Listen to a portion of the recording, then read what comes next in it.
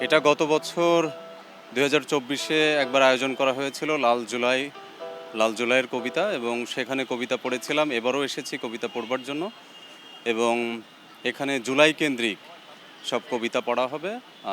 সেজন্য এসেছি। আমি যশোর থেকে এসেছি, মূলত সাভারে থাকি, কিন্তু কবিতার টানে কবিতার জন্য এসেছি, কবিতা পড়বার জন্য। এটা আমার তো মনে হয় আজীবন এটা উদযাপন করা উচিত, কেননা জুলাই অনেক রক্তক্ষয়ী একটা সংগ্রামের মধ্য দিয়ে এসেছে।